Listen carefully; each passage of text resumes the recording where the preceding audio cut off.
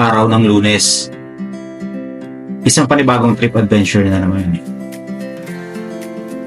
Ito ang panigulang bati sa umaga ng Kamaynilaan. Ang matinding traffic.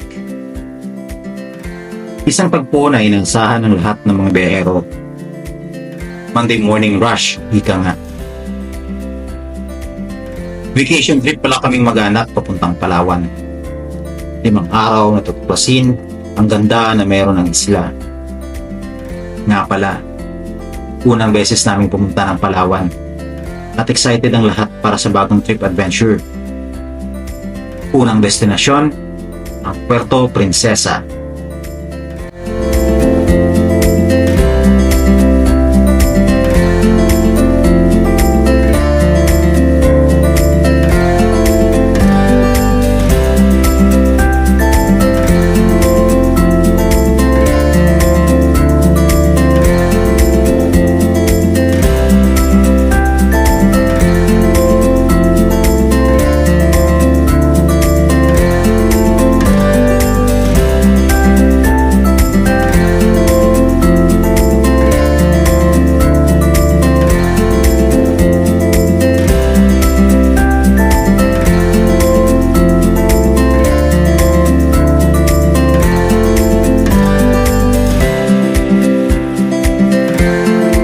Welcome to Puerto Princesa, Palawan.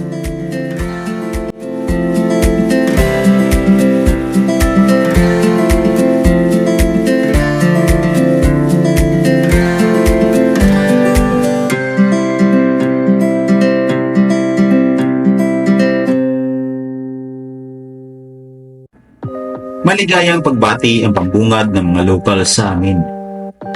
Credits sa local tourism nila. Nakaka-good vibes naman talaga.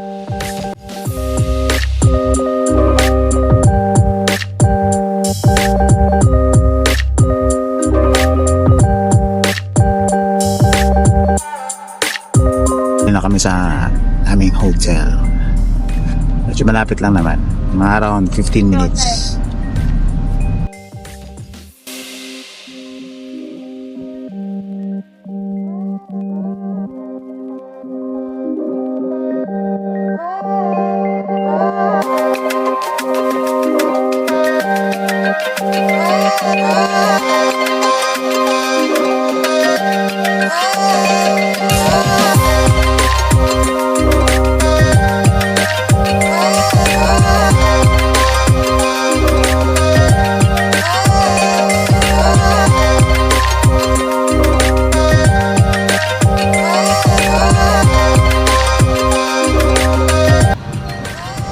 Nasa veranda kami ng hotel. Sa Jimco, ayan pala kami oh.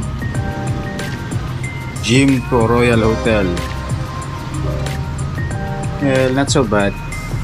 Not so bad. Maganda naman siya. So, medyo mainit nga lang. And really not so bad. Maganda yung place.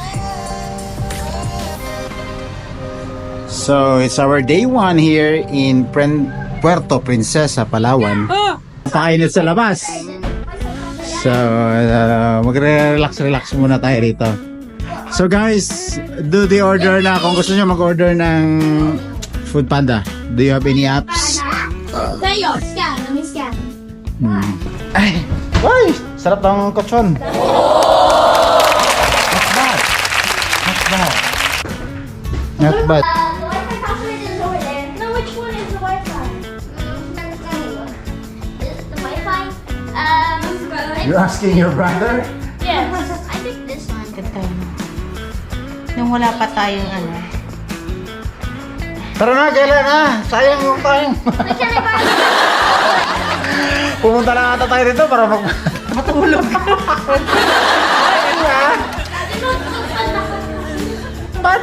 Ikaw na yung may apps ka. Wala ka ba ka? Sige, karot ako na lang.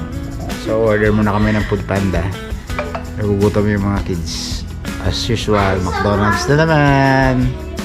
See you later guys. Bye. At dahil late na kami nag-lunch, napag-isipan namin maglakad-lakad muna. Welcome to Palawan Baywalk. Alay lakad na naman kami. Mainit. Panis ang beauty. Pahula. Ha? Very go. So, tama. Kailangan mag-exercise. Pangalipay sa baybay. Pangalipay means kasiyahan sa baybay sa gilid.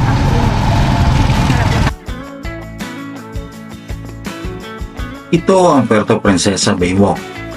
Sa likuran lang ito ng hotel na aming tinutuluyan.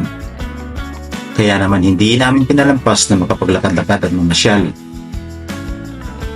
Isa ibang pasyalan at dito makikita ang kainan na halos seafoods ang ino-offer. Maluto style ang mga pagkain dito. Reasonable lang din naman ang mga presyo. Depende sa season na seafoods ipapalutog.